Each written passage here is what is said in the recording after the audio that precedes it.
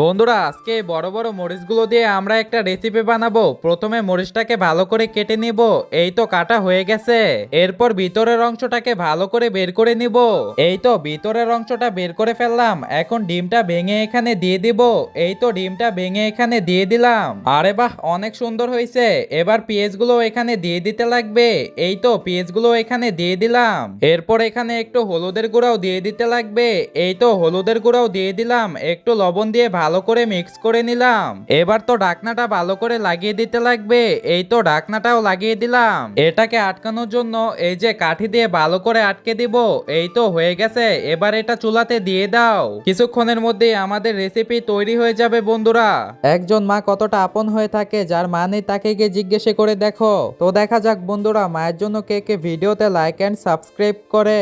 যারা মাকে ভালোবাসো না তারা এই ভিডিওটি থেকে দূরে থাকো। আরে বাহ, এটা তো রেডি হয়ে গেছে। তাড়াতাড়ি খুলে দেখতে লাগবে। হ্যাঁ হ্যাঁ, তাড়াতাড়ি খুলে দেখো।